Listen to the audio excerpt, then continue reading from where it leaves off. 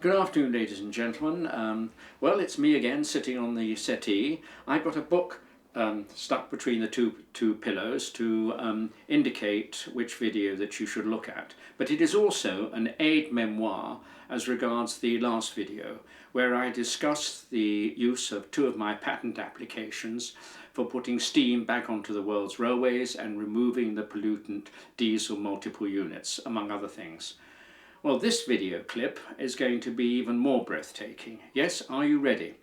All I want to do on a global basis is to cover the world's filling stations, petrol stations, with photovoltaic cells, i.e. electrical generating solar cells, with one or more windmills thrown in for good measure.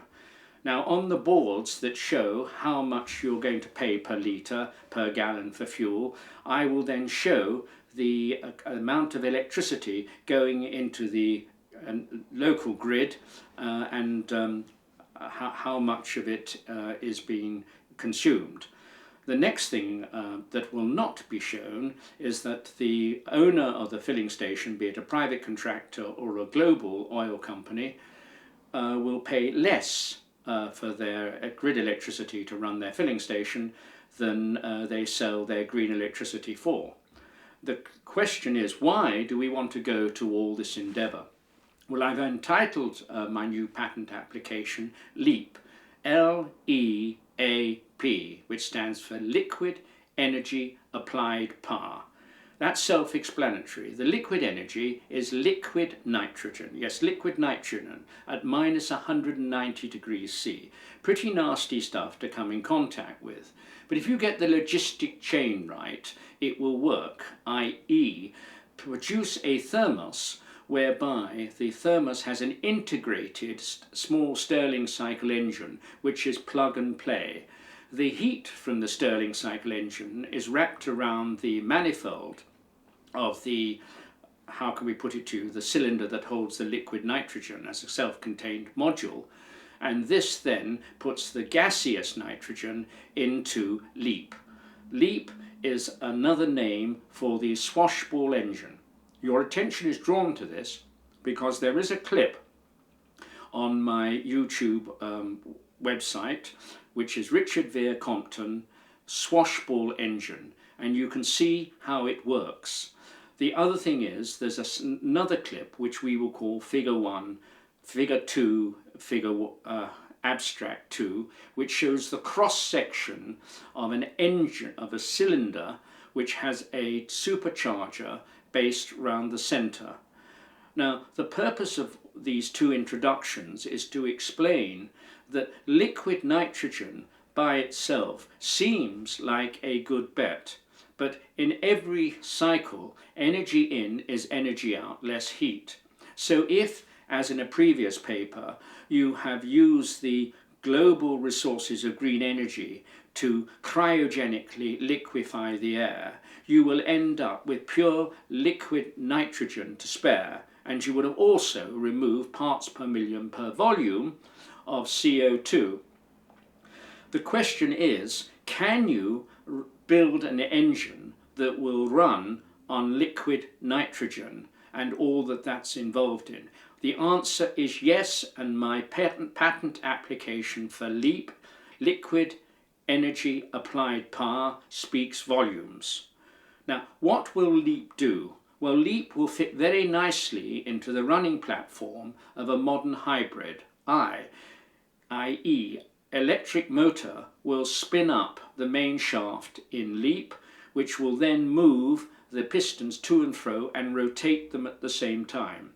The word piston is used to indicate something going backwards and forwards. The word rotate is used to indicate possibly a turbine. In L.E.A.P, the pistons and the cylinders are basically dimpled.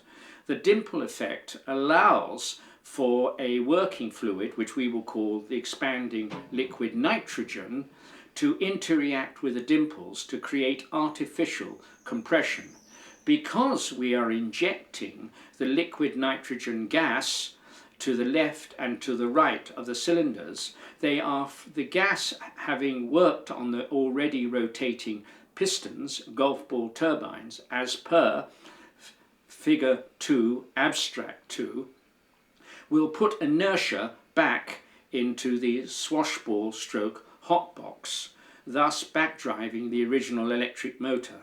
But I digress. What we're interested in seeing is that when the two gases come in contact in what we will call the center expansion chamber, they will then exit as the sleeve valve, represented by two teeth represented by shoes, open and close the exit ports on the center expansion chamber. Because this is now a supercharger turbine spool driven by the expanding liquid nitrogen gas, the result is that you can stagger these and have them overlapping to build the concept of a new type of jet engine, whereby instead of having a hot gas, you have paradoxically a cold gas, but liquid nitrogen expands to be approximately ambient temperature. But because we are using pure liquid nitrogen, we cannot vent it as it is to atmosphere without mixing it with ambient air. Otherwise, anybody standing by the exhaust will find themselves being robbed of the 22% of the oxygen which is in the air that we breathe. To overcome this problem, on the same drive shaft where we have the original drive electric motor, we put a turbofan.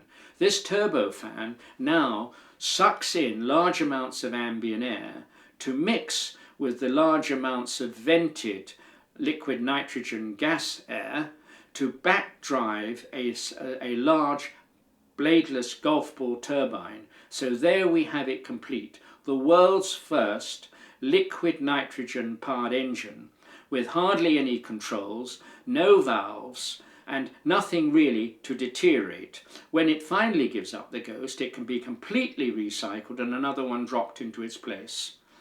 I commend my patent application for L.E.A.P to you all. It is definitely a leap not into the unknown, because the technology is basically known, but is a leap in the right direction to not only removing the curse of CO2, the curse of particular pollution, but giving us a use for all the liquid nitrogen that would naturally come from setting up hundreds of thousands of air cryogenic liquefaction plants, which as a byproduct will flood the world with high quality liquid hydrogen for the sought after hydrogen economy. You can flick a coin. Heads you win, tails you win. Heads for the hydrogen economy by cryogenic liquefaction of the air. Tails you win for liquid nitrogen economy with the hydrogen economy as a byproduct. Yes, ladies and gentlemen, please look at the slideshow that follows this introductory video.